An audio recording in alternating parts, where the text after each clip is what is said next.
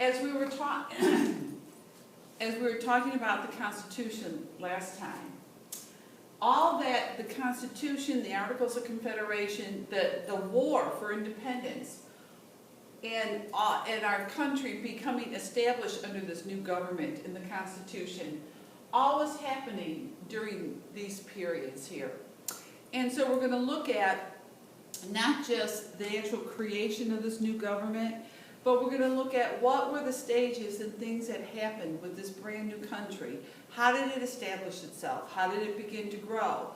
Remember, under the Articles of Confederation, now the Articles of Confederation were created a little over a year after we declared our independence in 1776. So in November 1777, the Articles were written, and that government was established. The new states had to approve it, and they finally approved it in 1781. But by the time these states are approving it, we're seeing it a few years later, this is just not working. It's ineffective, it's just not working.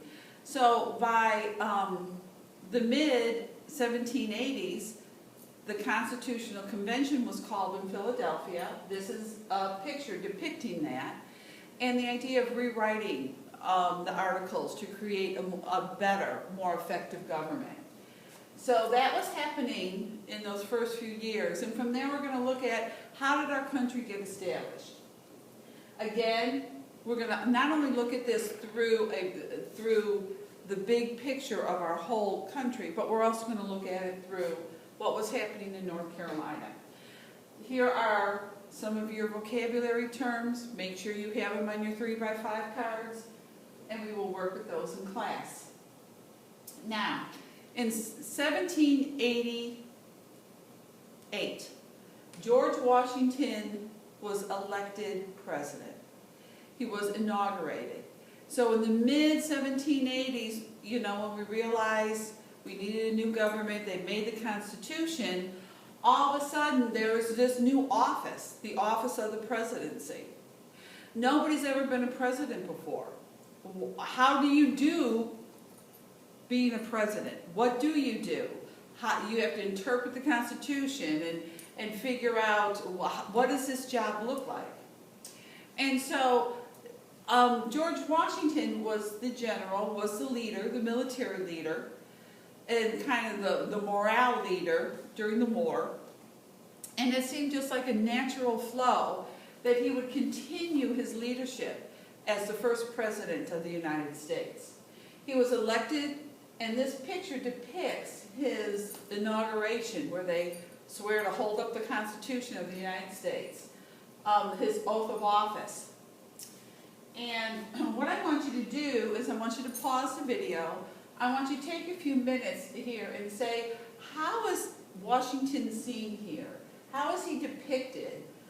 You know, look at where he's located in the picture. Look at how other people are in relationship to him.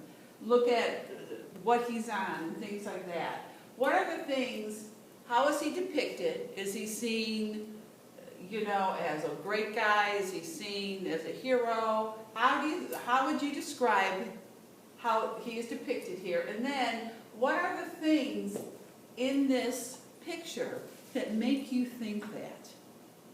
And bring that to class tomorrow. So Washington becomes the first president. There's never been a president before him, and so he's really setting the precedent, or kind of laying it out, well, this is what a president will do, this is what it's going to look like. Now, he gets into office, they have this second brand new government in about 15 years, a little over 15 years, and this country is not established. We just finished a war for our independence. We're trying to establish a government. We're trying to print new money. We're trying to create a court system. We're trying to get people elected to this new Congress, senators and representatives. There's all this influx, all this change, all this new stuff that's going on.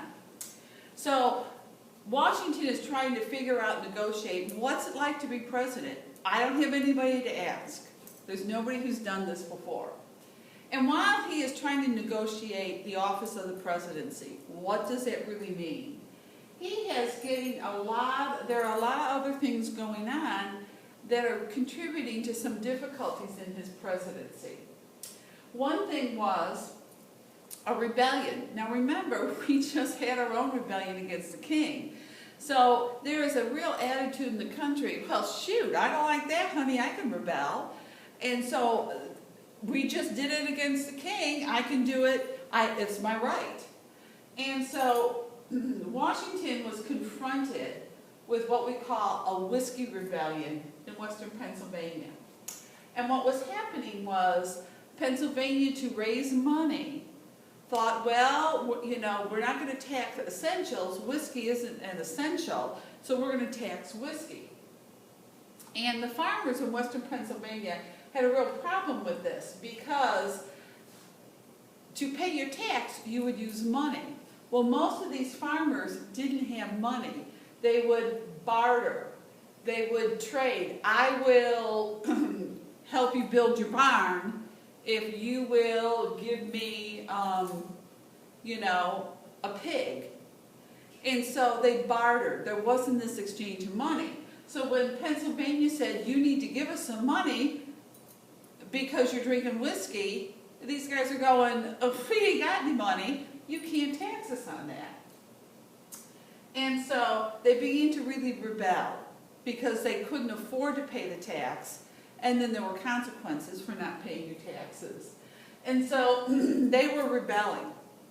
Like we talked about Shays' rebellion earlier. Well, this time, Pennsylvania had an authority above the state, the federal government, to go to say, would you help? Like Massachusetts didn't with Shays' rebellion. And so it went to President, and President Washington, he is the commander-in-chief of the Army, and he had to, the first time, had to figure out, well, as commander-in-chief, can I use my army on our own citizens?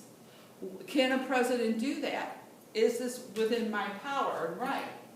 And he said, and so they're looking at the Constitution, and he's asking lawyers, and they're trying to figure out what is constitutionally the legal plan of action he can do. And so President Washington decided to send the army in to stop or squelch the rebellion. And he did it because this was his reasoning based on the Constitution.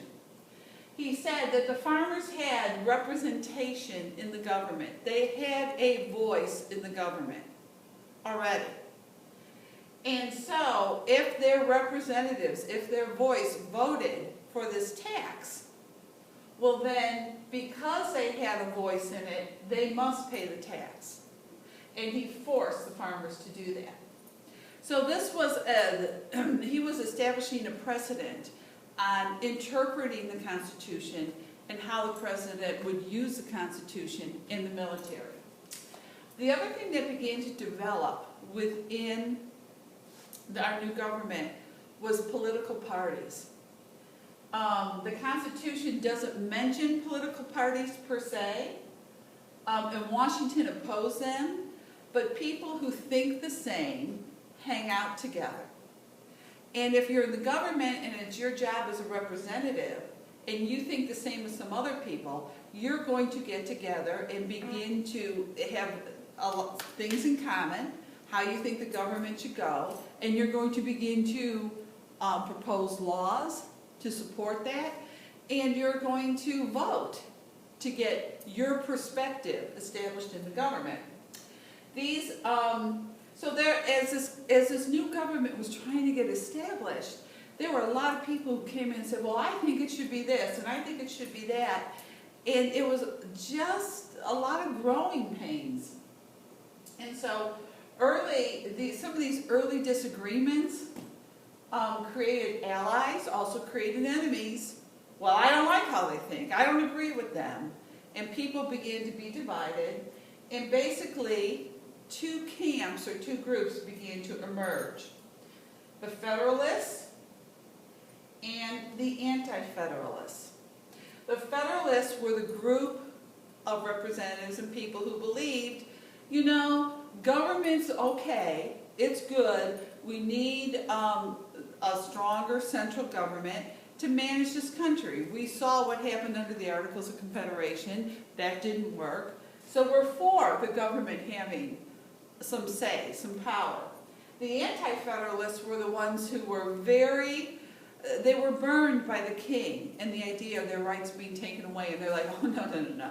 We don't want to be under anybody with a lot of power. We don't want to be subjugated to a government that has a lot of power. We want the power to really stay at the local level and with the people.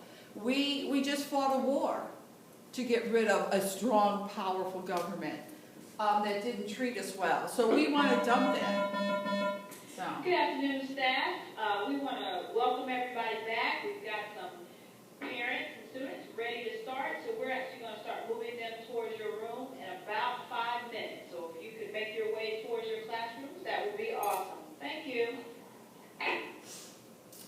And so the two camps emerged, these Federalists and the Anti-Federalists.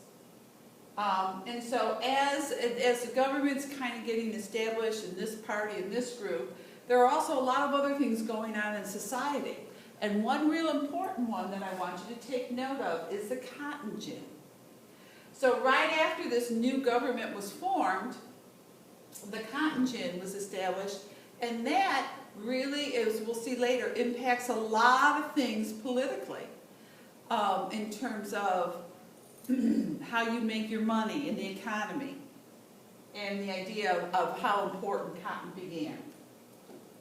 So, not only did President Washington have the difficulties of this new government starting and getting established in political parties, but then he also had foreign difficulties with Great Britain and France. And we will go into these a little later in the next video.